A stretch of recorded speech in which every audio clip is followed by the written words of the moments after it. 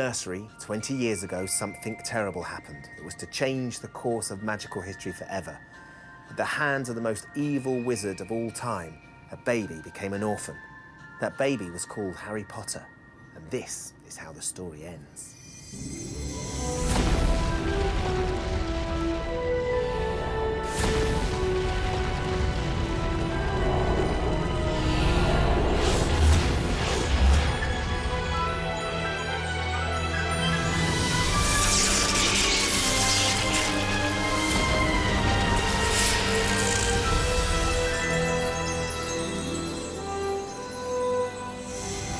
10 years ago, the Philosopher's Stone hit the big screens. It was the eagerly awaited cinematic arrival of Harry Potter, following the huge success of the books by J.K. Rowling about the young boy wizard and his battles with unimaginable evil.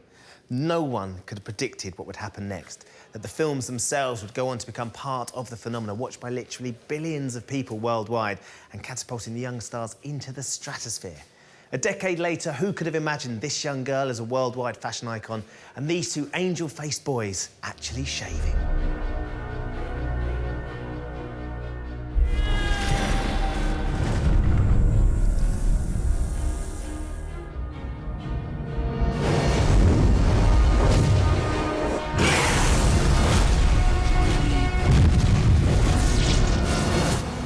Hi, I just happen to be arriving. Looking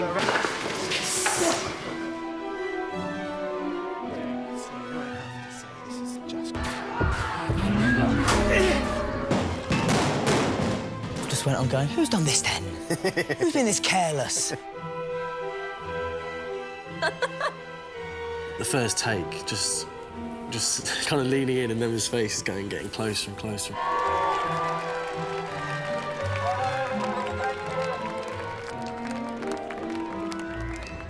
I'll never be able to explain to anyone that I meet new that what my life has been like.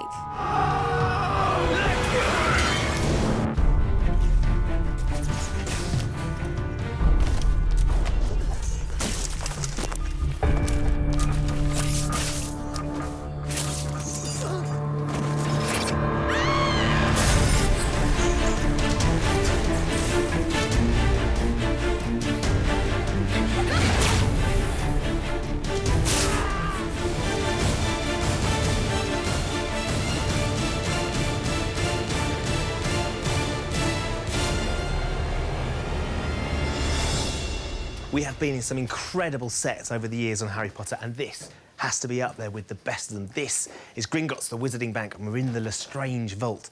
Been wondering what you did with the old gold skeleton? She's right there.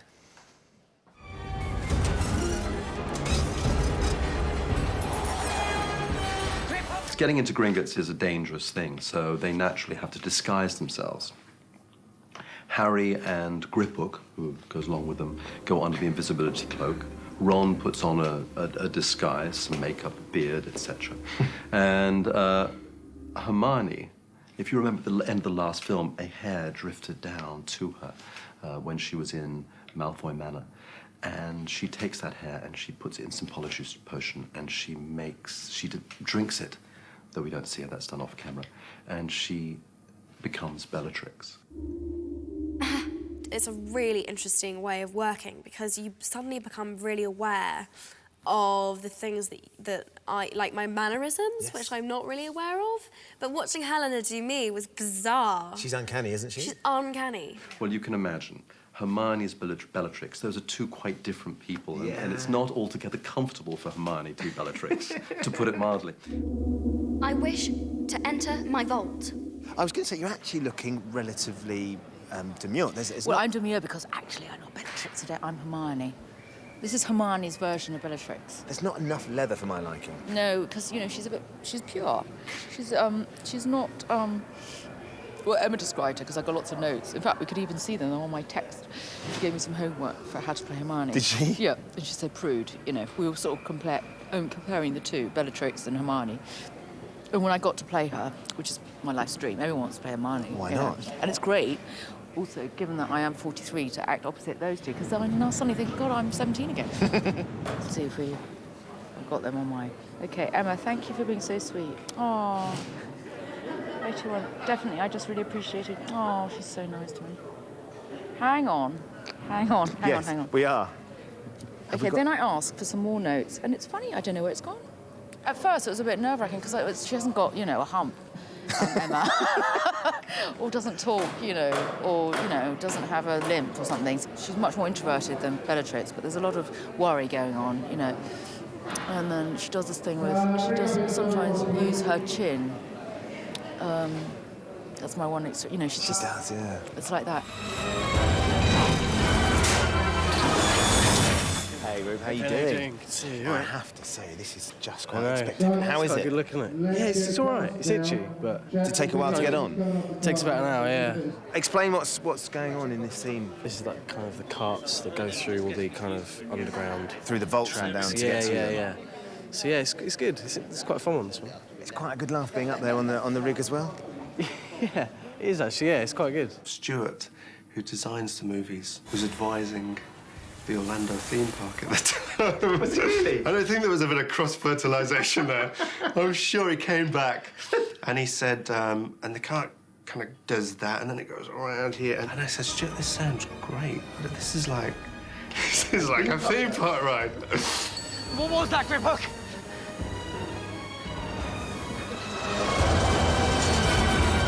And we actually see it when the film happens. Rupert as well, please. To think we were right here. I love it. We've sort of seen a waterfall, and I've sensed that Warwick, or as Grip Hook, is panicking. Grip Hook! And so we're just sort of desperately trying to work out why he is panicking, and as it turns out, it's because the waterfall, which we then go under, is something that removes all enchantments, so that Helena then goes back to looking like Emma.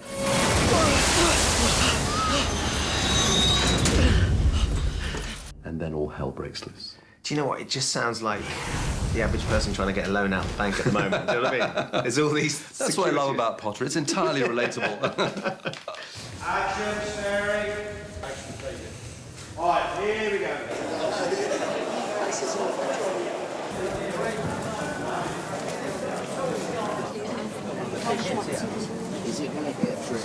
If it takes 2 to 3 people, makeup artists, to apply each of these makeups, you suddenly end up needing over 150 people.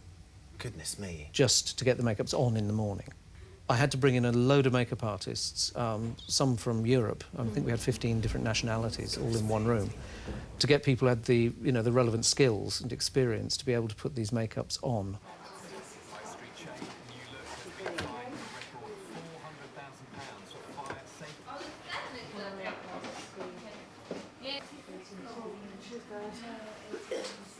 I'd imagine for the first time on set, you guys were the majority. The short actors were the majority, and that must have been quite strange, but quite satisfying. Absolutely, yeah. There were more short people on set than certainly average-sized cast member, if not crew members as well. And it was quite lovely because it's instead of sort of feeling out of place and slightly on your own, you're suddenly surrounded by like-minded individuals and like-sized individuals, which was really quite fun. After the break, we'll reveal how the filmmakers created the epic battle scene that will seal the fate of Harry and Lord Voldemort, and from which only one will survive.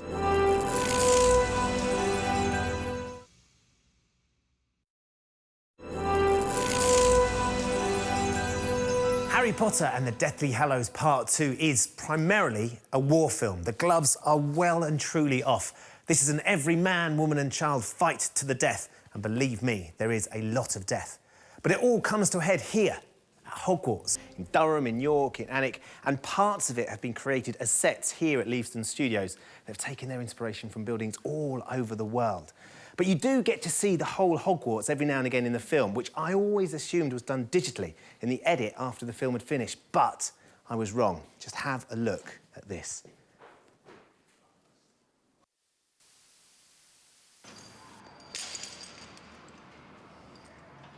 Hogwarts has always existed as a model. There's a beautiful model at Shepperton Studios. It's huge. It's been made by all these model makers with great love and attention. We would have these 3 or 4 or 5, 6-week shoots with this model unit filming these very intricate shots of Hogwarts. But this time we we built it all digitally. And that gave us much more flexibility. Another aspect was we wanted to travel through the castle in a way that we hadn't before, join things together and see more of it than we had before. So this has taken an awful lot of time. We started towards the end of 2008 by scanning the actual real model that was built and used for previous films. We photographed all of the textures from that model. And then we did sort of several days of surveying real castles and buildings in England and Scotland, taking lots of real stone textures and architectural details, such as the windows and the leading and all of the sort of drain pipes, everything that makes a building look real. And then we brought all that together and spent over a year rebuilding Hogwarts in the computer and adding all the detail and texture that would allow us to basically fly the camera from a mile away from the school all the way in through a window, and the resolution would actually hold up on screen.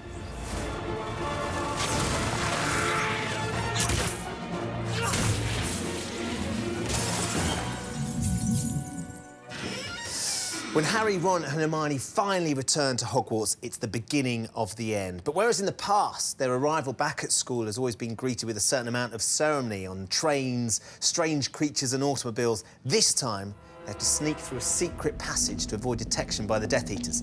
Now, the good news is it's connected to a pub down that end. The bad news is I've got no idea how to get down.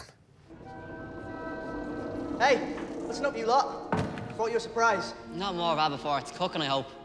Be surprised if we can digest it. Fly me. They find themselves here in the Room of Requirement, where Dumbledore's army, as you can see, have been camping out, waiting for Harry to lead them into battle against Voldemort and the Death Eaters. Just looks so different from the last time we saw it. I love it.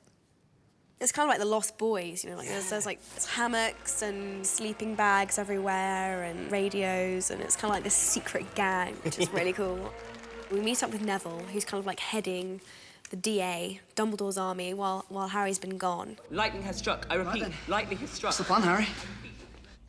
And they all want to fight, and they all, obviously, you know, this is the moment they've been waiting for. Harry's return, they're ready for action, they want to, you know, help with the cause. Okay. Let's not kill him before you know River. One of my favourite characters in these next two films is Matt Lewis, Neville. All the while he's been a kind of bumbling... Dithering. Kind of, yeah, a bit useless and doesn't really, you know, who wants him in your army? Expelliarmus! He leads the army this time, and he really, you know, when Harry has his short lapse and he's not there, he really, you know, stands up and does one of those sort of Braveheart speeches, you know, they may take our lives, and it's great. I was getting teared up even though I was on the other side. So yeah, it's fantastic. It's nice to see a lot of these, again, I call them kids. None of us are kids anymore, but we're all turning into these adult characters now. Men. It is men. Well said. That's the best way forward. Well, maybe not my character. He's still a bit sheepish. He's got a way to go, hasn't he? He has. Many a year. Dan, I've been on this set so many times, and I've never experienced it with everybody in the hall. Yeah. It's a great atmosphere, isn't it? It is. It's a really great atmosphere. And tell us what exactly is going on. This scene basically is the start of the battle, essentially. It's Harry sneaks into the Great Hall, and I'm just sort of standing there being quiet, and then I reveal myself to Snape, and then we have a bit of a row, and then a huge fight breaks out between McGonagall and Alan Rickman, which is great, with Maggie and Alan Rickman, which is great fun. At that point, you've just emerged in front of all the students. Yeah.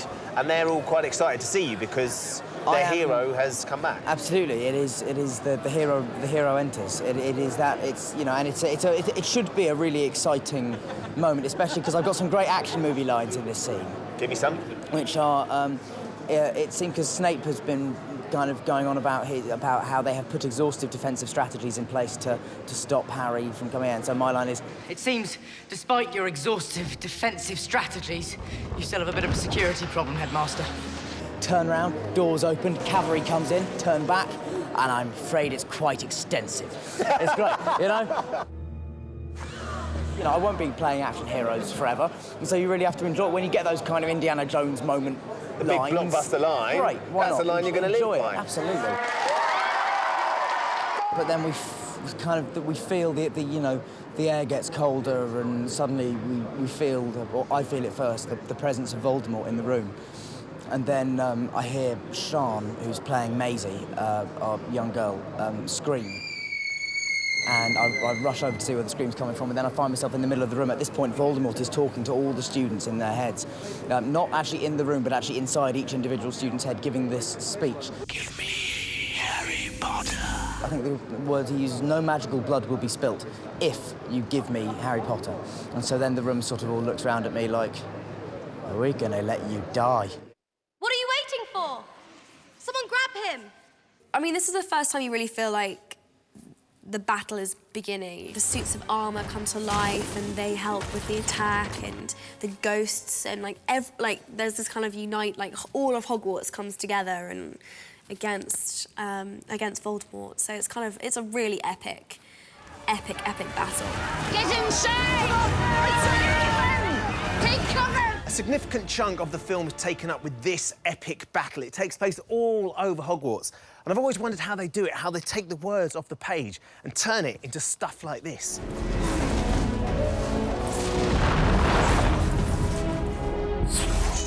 One of the most complex things about the final battle, as we began to call it, was the scale of it.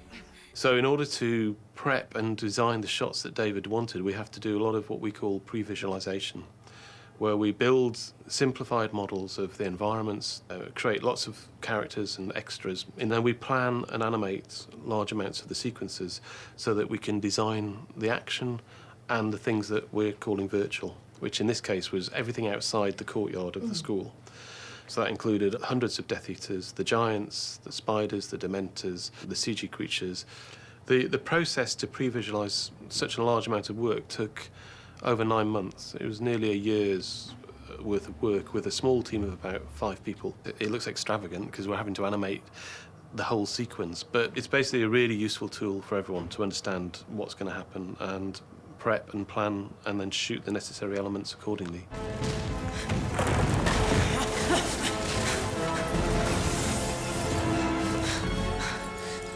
Sid, tell me a little bit about what you boys are doing, because it looks like you're making rubble? We're making rubble out of polystyrene blocks, which are fire retardant, as it happens. We start off with the process of getting the sand on the bed, sifting it to make sure it doesn't have any lumps and bumps in it. And then we bring our rock bag up here and we dip it into dipping latex. This is the latex you found here? This is dipping latex. And this bath here takes about the biggest size you possibly can get in a block. Each side's the drain tank, and when it's ready, as it were, drained off, then we bring it back to the bench and carefully coat it with sand. So, this looks like a great fun process, but why on earth are you doing it? Because if on the set itself, you wouldn't be able to move a ton of rocks just like that. But this way, a guy can move fill a bag up and he, in theory, has a ton of rocks.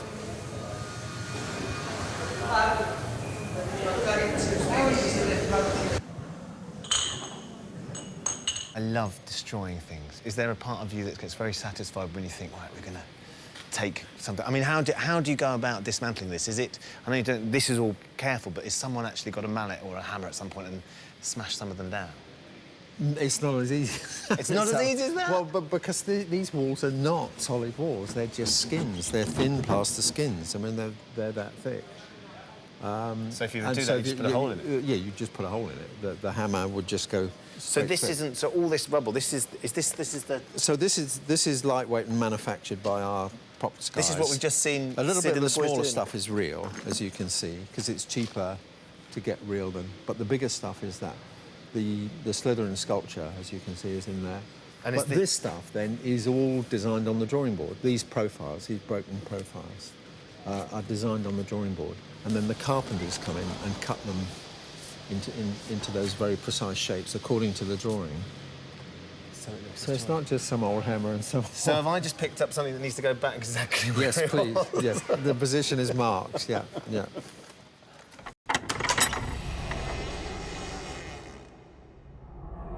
I'll never forget my first memory of being here, really, was walking through that great hall with everyone else before seeing the sorting hat, and it's very bizarre. So now still when you see windows smashed and things like that, you think, God, who's ruining our castle, sort of thing. Yeah, they have. They've wrecked the Great Hall.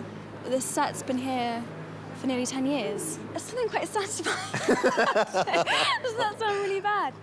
Obviously, a destroyed Great Hall was stood in. I know. How are you feeling about it? I'm a little bit emotional. Emma said it was a little bit satisfying, to be honest. Really? I think, yeah. All the hours you've spent in here over the years. I know. It's not the most popular set, I have to say. Why not? Whenever we film in here, it's so hot. Really? And it's always really long scenes, and it's usually filled with food that's been there for like a week. You can't eat. Yeah, exactly, yeah. And so I can understand that a little bit, but yeah, no, it's quite sad seeing it all smashed up, because we've kind of grown up here, so... It's odd. I mean, we just sort of just went on going, who's done this then? Who's been this careless? But, yeah, no, it's bizarre seeing it like that, but equally I wasn't that sad because about 2 weeks later it was redone. Ah, you see, it's the magic of film. It's fine, really. You get over it quite quickly.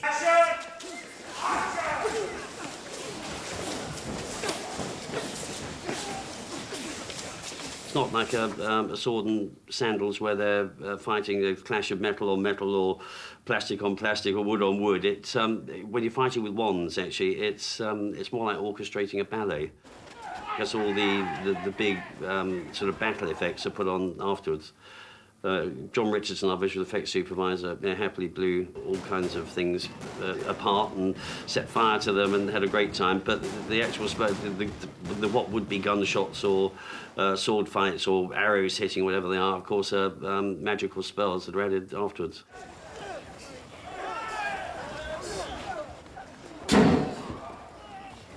We literally made thousands of wands. I mean, obviously on Deathly Hallows, there's big battle sequences. Sure. So there's hundreds of people running around with wands, so we've had to produce, well over 2,000 wands just for the generic running around.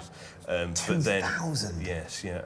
But also over the period of the 10 years, we've probably produced over 130 character wands, and then probably that multiplies because we produce at least 6 of each.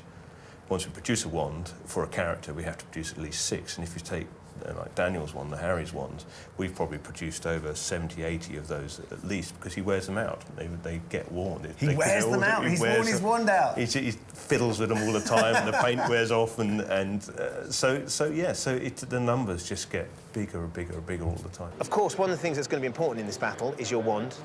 And speaking to Pierre, who devises, creates, and makes all these extraordinary props, he was telling me, a little secret, that you have gone through, worn out, Daniel Radcliffe, 80 wands over the last 10 years. Yes. What on earth have you been 80? doing? 80? 80. 80. I thought you said 8. No. 80. You have... Wow. Not 18, not 8. You have ruined... No, let's not say ruined. Wow. What have you been doing? So sorry, Pierre. I don't know how I have managed to break that many wands. I know I drum with my wands a lot. So I bang them against my leg and sort of do some rhythm, and that's when people say things to me like, "Can you drum, Dan?" I said no. He said no, I thought not. That's the kind of time people say that to me. But yeah, so I really don't know. I just feel very bad. You've not been sneaking them off set somehow. I really haven't been. I'm not the person selling them on eBay, I promise.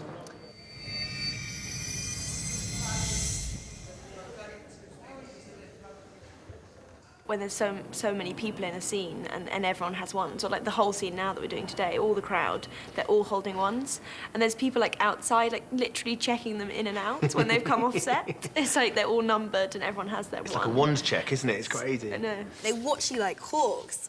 Then you're not allowed to take anything away. As I drove in today, I did see the sign saying we are doing random searches of cars. Yeah. I thought that's because they're coming to an end. Yeah. No, totally. I mean, I'm serious.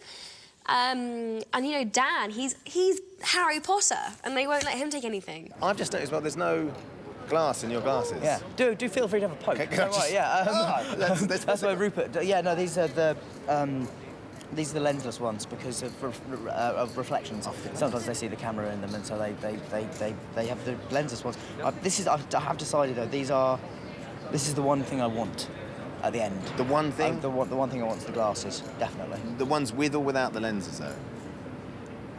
Without. What have I swirled away over the years? I'm sure I might have taken something. I took a piece from the chessboard on the first film. I mean, obviously not a huge one, like a tiny little... You were riding those No, pieces. like a cracked little piece. Oh, God, do I still have it? What if I threw it away? So will they be finding their way home to the Radcliffe? By household? Any means necessary. Yes, Magic. they will. It may be that... what was that thing I heard someone say once? It's easier to ask for forgiveness than permission, so I might just steal them. I mean, the first take, just kind of leaning in and then his face is getting closer and closer.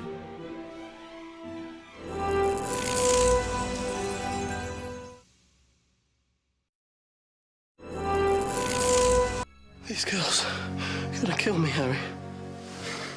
So, they're like running through Hogwarts, going down to the Chamber of Secrets, climbing down, going down into the dungeon, all scary, dark, creepy, and get into the Chamber of Secrets, and they go and they get the Fang, and Hermione destroys the Horcrux. They've killed this Horcrux. They've nearly died doing it. They might die in the next 10 minutes out in the battle. They've just got to snog. Yeah. Oh, no. It's not just a snog. No. It's like a you are the love of my life kind of moment. I don't know, it was just... I don't want to say we were dreading it, but it was just... It wasn't something I was really kind of looking for. We knew it was going to be a kind of awkward moment.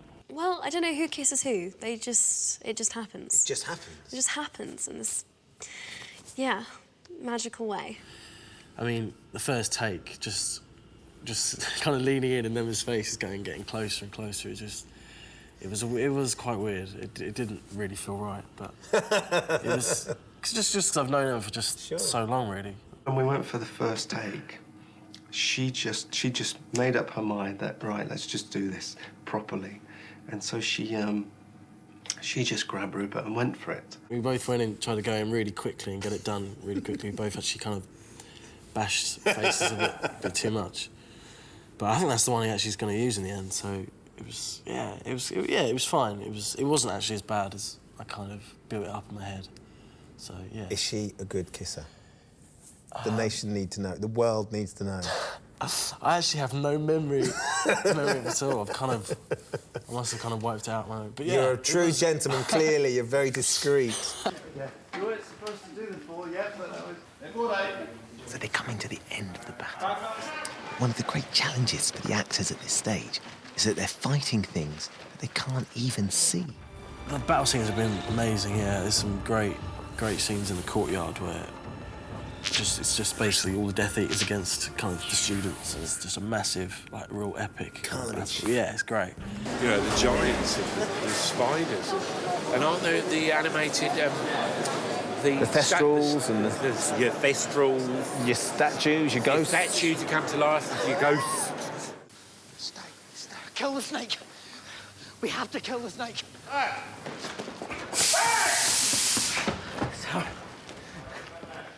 Did you get the snake? I've now said that line or variants of that line is all I say for the last 45 minutes of this film.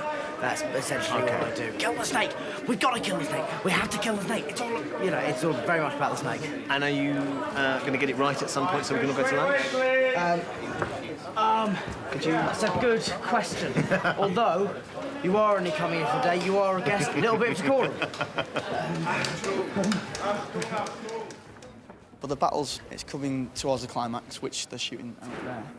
And Neville's been through the wars since day one. I mean, he's had the whole year at school. He's just been beaten and tortured by the Death Eaters. I mean, all these are sort of supposed to be older wounds. So they're just a build-up of wounds? Yeah, over the year, where he's stood up for Dumbledore and what's right, and he's paid the price for it, really. Whereas this one's a new one. This happens in the burns as well. Look at the burns. This is from the bridge scene where Neville has to try and halt the advancing Death Eaters. And they plant some charges on the bridge, a bit like a bridge too far. Right. And he's on the bridge when it goes down. And then he's just been, again, a bit more. Voldemort's just fired him through with a spell, and he's come 50 yards into here, across all this rubble, and landed somewhere over there. Down that way? On all those beds over there. Handy stretchers to land on. Yeah, exactly. Is it a comfortable fall? I think that's how he survived, with the stretchers. Okay. So he got up and... What have they got, in the world of magic and wonderful craziness, why have they got Second World War mattresses? I can't answer that. No. I can't answer that. But at least you survived. But yes, we survived. Yeah, so we're okay. And he gets up and then stumbles out here for the climax of the battle. I've seen you waving a sword about, and The sword of Gryffindor. Look, Here it is. This is the sword keeper. Here we go. This is the sword of Godric Gryffindor. Can I have a You can feel? do, go for it.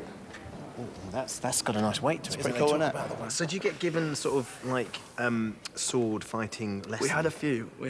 Like, can you give me a how tip? to- Am I holding it correctly? Is this? You're holding it fine, I guess. Okay. I mean, I'm from Essex, so I have a All right, okay. some history with sword fighting. Okay, right. Well, I guess the main thing is to have a very sort of a firm grip on the sword for a start. Right. And then you block it. When it's blocked, we're blocking spells. Yeah. We're actually sword fighting. Okay, so it's a bit So like it has to be a very extravagant sort of. Go on, show me suite. and I'll- Well, what we've been doing is sort of when we're blocking the spells, it's very sort of Value. all the way up like that, and then blocking them away. Really sort of. It's almost like a sliced backhand on a table tennis table. Exactly. Yeah, but with yeah, the sword. Slicing it that way. Talk me through what you're doing, because you and Rupert seem to be doing a lot of rolling around in the rubble. We are. Well, you see, we're being chased by a giant snake. Ah, right. We've been watching a lot of Yeah. attempts to kill this snake today. We have. We keep failing.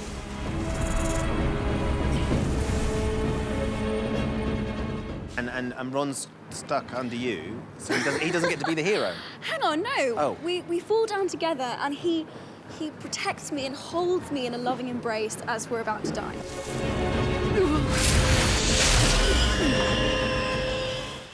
It's quite a tight space where we have to fall in, and we're holding hands as well. And we have to kind of fall, kind of romantically as well. So. Was that stage direction? It was, yeah. Was it really? Well, yeah, she's got to kind of nestle into me, and it's quite cool. But So, is that something that you coordinate with Emma? Right, this is how we're going to nestle. This is how we're going to do it full romantically. yeah, because this is after the kiss, all this stuff. So we're kind of a couple now. Not quite there yet. But Rupert didn't quite get his one there. This was my addition, the sexy cut lip. Hold on. That's something you did or something you asked for? That was something that I asked for. So you looked at it, so you thought, I've got to have... I was like, if we're going to do this whole epic, Beaten up battle thing, I want a cut lip. And you've got a great graze on your neck as well. Well, that's this not is- love bite or something, is it? No. Ron's been in That the would have been rubble awkward. No, this is from Bellatrix. She tries to slit my throat, actually. She's good like that, isn't she? Yeah, she's pretty mean. Yeah. I still find it incredible though, because looking at you, and I'm stood, Very close to you. and it still looks so real. So I know, the scar on your neck or the cut on your lip. It's funny because I forget. I wear it all day and then I catch myself in the mirror and I'm like, God, I look terrible. I look really bad. No, but it's fun. It's fun. Yeah, well done. So Amanda, what are you going to do to me?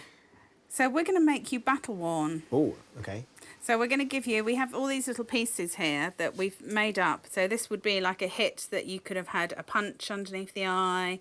It could have been some falling debris. There's so many places that people could have got wounded in this battle. Majority probably from falling debris, from spells that the Death Eaters are putting on the castle. Okay. So we have a whole pizza box here of an array of different... I didn't know pizza delivery did this sort of thing. Bondo wounds. Yeah. It keeps them flat. So there's all sorts of different scrapes and grazes and things that we put on, and then we can colour them. And then, then you can go out there and get covered in all the dirt. See, the thing about the cuts though is, they must be sort of great fun to have on. They love them for the first bit, and they all want the biggest cuts and the biggest wounds, and there's always a battle going on of who's got the best cut. And then that's fine for the first week, and after that, when they're in long makeups, like Neville gets really badly, and he's in makeup for quite a long time, and he's lost interest. Has he? Yeah, and now he wishes that he'd gone for something smaller, and... So it sounds it's a good idea at the time, and there's a big sort of, lots of scar envy goes on. Who's got the best scar? There's a moral in there, isn't there? Yeah. Be careful what you wish for. Yeah, exactly.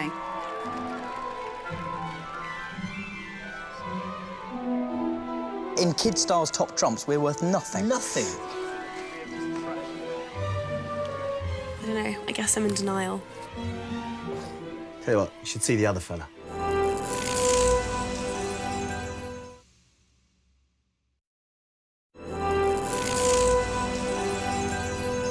It's nearly the end for Harry, Voldemort, the good, the bad and the ugly who populate the world created by J.K. Rowling in that cafe at the end of the... You know, like Rupert suddenly talking like this, and I remember Christopher Columbus saying he'd just been up in the cutting room and they'd done the invisibility cloak bit, and Rupert had gone in talking like this, and then, of course, they'd shot when he came out months later and he'd come out talking like this. So they had to... He'd gone through puberty under the cloak. He had. Amazing thing happens in Harry Potter. I know. Lots of people would like to go through puberty under a cloak, wouldn't they? It's such a difficult time. But when you see sort of clips from, like, the first one, The Philosopher's Stone, they're just so cute, aren't they? I'd forgotten they were like that. And now they're young men and young women. You can't help but feel maternal. I'm seeing them grow up and thinking they're going out into the world now. It's like, it feels like that. You know, you feel sort of to protect them and a bit. So there's a bit of that feeling. You don't never say that to them. No. No, don't tell anyone. No. But from the very beginning, Dan, Rupert and I have been made aware that I almost feel like we were ticking bombs that the public just expected, you know, as you said, about this time, you know, around now, they'll be losing it. But I think it's a number of different things. I think it's the English film industry is very different from Hollywood. And I think this particular environment, the fact that we've had, you know, a solid base, Leavesden Studios, we've just been incredibly sheltered. We're not part of a bigger film industry scene or Hollywood or celebrity thing. We're here every day and we're working really hard. None of you have been into rehab. None of you have sort of, you know, had sort of huge, imagine, breakups in the press and stuff. In Kid Star's Top Trumps, we're worth nothing. Nothing. No points whatsoever. Nothing. I am quite a boring person. I enjoy being at home and watching TV. The thing is, I like parties and I like all that stuff as much as anyone else does. But when it comes to the work, it's work, and it's the work that I like. I suppose we're always quite busy, really. I mean, we don't get a lot of time to really go too off the rails. But I don't know. There's still time. Do you think that sort of you're ever going to get over being in Harry Potter? Do you think you'll ever sort of be able to leave it behind and say, right, that's done now? I'm not sure. Everyone keeps asking me now, like, wow, it must be incredible, and the memories and stuff, and you don't think of it. I don't know whether it's something to do about my age, but at this point in my life, I don't really look back at it that much and think, wow, that was, you know... I guess to put it in perspective is very hard to do at my age. I don't have anything to compare it to either. You don't remember that much of your life before you were 10 years old. I mean, obviously, I've got a few memories, but sure. my life my memory started work pretty much around 10 or 11, and that's how long I've been here for, so it's kind of all I know. Can you buy a pint of milk without people saying, oh, hello? Well, yeah, I mean, it's pretty much constant and it's kind of everywhere, but everyone's always really positive. It's just I've never really seen it as kind of something to really hide away from. It's always been... Yeah, I remember once when I was in America, I think I was in America somewhere, and someone wanted a photo with me, and I put my arm around her, and she told me not to touch her.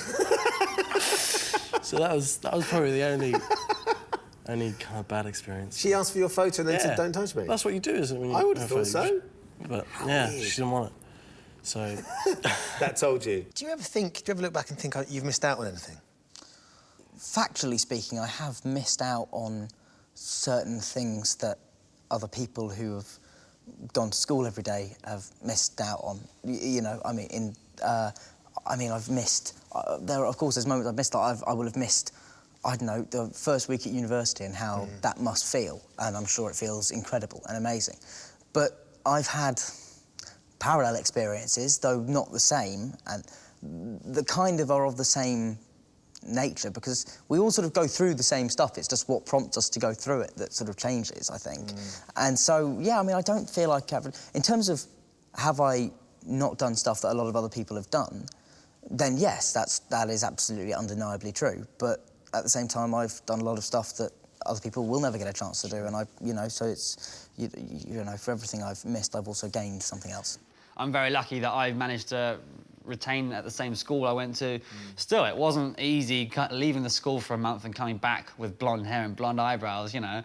I would never say that I was bullied, only because I have a very, you know, I don't consider name-calling...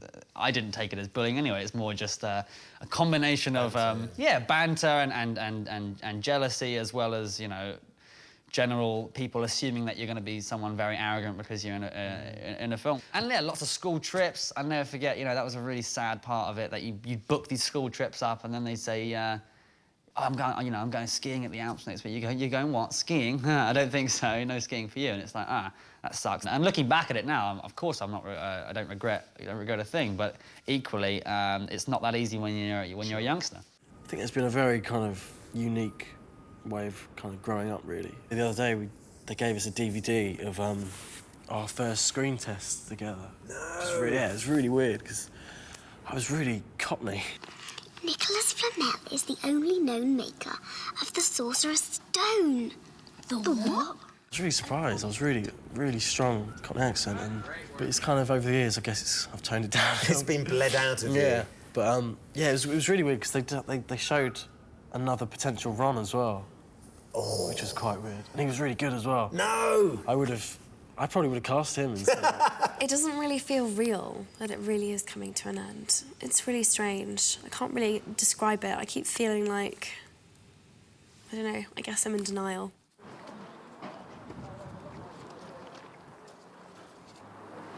In this courtyard here, they're setting up for what will become the climax of this epic battle scene. You're going to have the good guys on one side, the dark forces on the other. They're going to come together, and it's all going to kick off. But what we know is that some of our favourite characters might not make it through. Come on, Tom. Let's finish this the way we started. Together. The film should leave everybody with kind of the resting heartbeat of about 160 beats per minute. You know, I mean, it certainly feels like it when we're filming it, not to be disparaging, but feels kind of relentless. You know, everything is always happening, and it's a battle to the scale of which we've never seen in this world before. It's the way a film series should end. Do you think we'll ever just have a quiet year at Hogwarts? No. There must be a very special bond between you and Dan and Rupert, a bond that only the three of you can really understand, because right back from that first experience, the first day you turn up and you playing these characters, and that first premiere, the three of you have always been there. You've been there next to each other, so you know what it's like on the inside, being Harry, Hermione and Ron. Yeah. And that must be something very unique. Yeah, I have moments where I feel quite isolated by the uniqueness of my life experience. You know, I'll never be able to explain to anyone that I meet new that what my life has been. I'm Harry Potter. If you could look back to 10-year-old Dan, who's just about to embark on this journey, you'd sort of go, you know, don't get too carried away with it, don't believe the hype, you know, or... I don't think I'd tell myself anything that the 10-year-old me hadn't already sort of had. I was very unfazed by it all. Like I didn't believe the hype, and I didn't get too swept up by it, and I always had fun, and I didn't, you know. So I don't know if there's anything I would say to him. Well, that sounds awfully smug, but you know, I think any of the mistakes that I've made that I could give myself clues to when I'm 10, I wouldn't, because it's essential that I make them. And they've absolutely formed a huge part of the person that I am, along with everything else in my life. So, yeah, I mean, I don't know. I mean, I'd just probably tell him to not eat the food in the Great Hall after the third day of a scene. Well done, everybody. Thank you.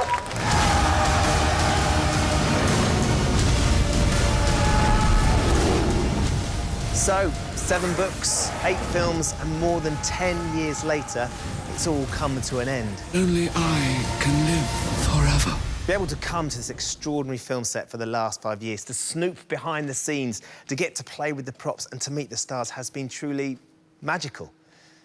And even though it's going to be weird without it, because it's been such a huge part of all our lives for such a long time, I reckon that magic is going to linger on.